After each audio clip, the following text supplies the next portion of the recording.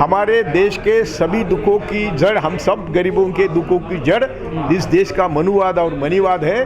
और मनुवाद कहता है कि आपको सिर्फ 2 जून की रोटी का अधिकार है, देश के मालिक हम हैं, मनुवादी है या संगीत जहरीली संगीत सोच वाले संगी है, ये उनका कहना है। इसलिए आज देश की संपत्ति बेची जा रही है, नीचे की संपत्ति यानी खनिज बेचा जा रहा है, हवा बेची जा रही है, पानी बेचा जा रहा है, सौर ऊर्जा सब कुछ बेच दिया है।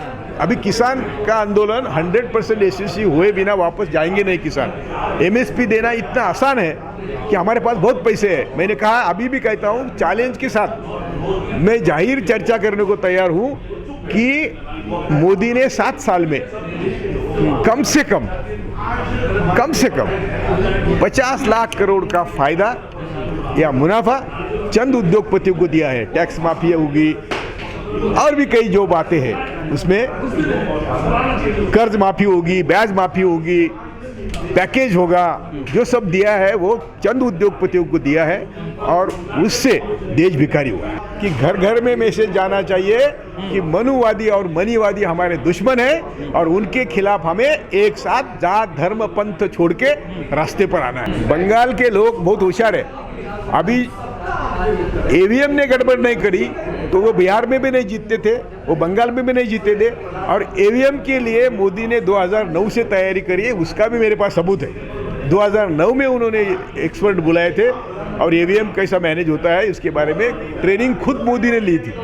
तो हम सब पहले जात धर्म पंथ छोड़ के साथ आए, क्योंकि देश यानी आज जो अनाज खाता है वो सब धोखे में है। किसानों के आंदोलन की बात माननी ही पड़ेगी। ये बात तुम लिख लो कि मोदी का बाप भी नहीं किसानों को रोक सकता।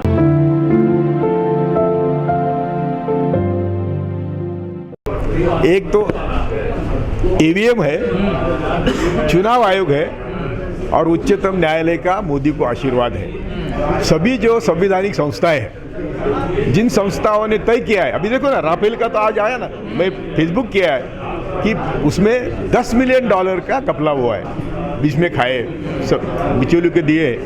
तो ये सब जो हो रहा है, ये सभी संस्थाओं ने तय किया है कि मोदी जो भी नंगा नाच करेंगे उनको हाथ नहीं लगा।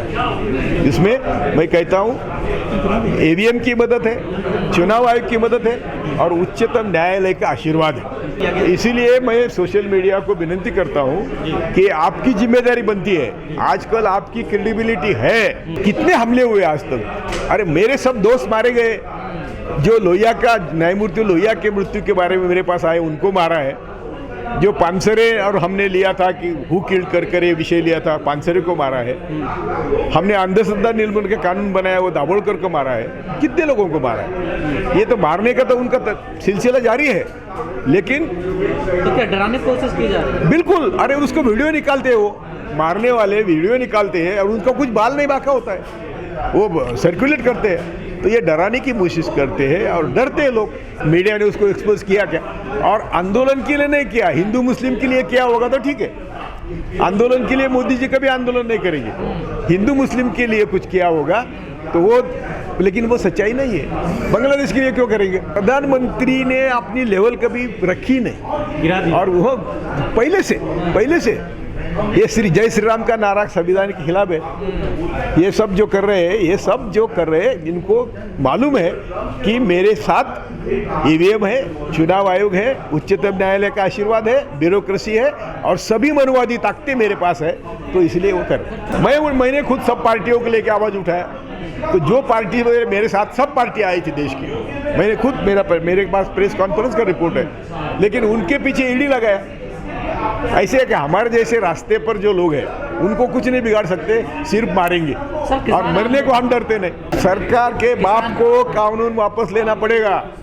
किसानों की ताकत और किसानों के साथ सब अनाज खाने वाले जब जुट जाएंगे, सरकार के बाप को कानून वापस लेना पड़ेगा। इतना ही नहीं तो MSP भी देनी पड़ेगी। वही तो आज तक आप समझ नहीं पाए कि मोदी पिछड़े का बेटा है या पिछड़ा हुआ है, आज तक आप समझ नहीं पाए। यदि वो सच मायने में पिछड़े होते, गरीब होते, तो ये इतना गरीबों का गला नहीं काटता। यदि सुप्रीम कोर्ट भी गलत डिसीजन देता है, गरीबों के खिलाफ देता है, तो हम कैसे मानेंगे? संविधान के खिलाफ देता है, हम कैसे मानेंगे? वही तो संविधान जब कहता है कि सही रईस और गरीबों में दरी नहीं होनी चाहिए, तो इसका मतलब क्या है? जनशक्ति से ही रास्ता निकलेगा। अन्ना हजारे का फ्रॉड था, वो संविधान के खिलाफ था। अन्ना हजारे का आंदोलन में जब चालू था तब मैं बोलता था कि ये फ्रॉड है। हजारे को मालूम नहीं कि उनको कौन नचा रहा है, उनको संग नचा रहा था। सर अब पछता रहे हैं वो। अरे यही तो बात है ना कि जो मनुवाद का काम करता है वही स्टार होता है। जो मनुवाद के खिलाफ बोलता है उसको कभी स्टार नहीं बनता देश में। वो मरने के लिए तैयार। जो मनुवाद के खिलाफ बोलता है उसने अपनी मरने की राह देखनी है बस।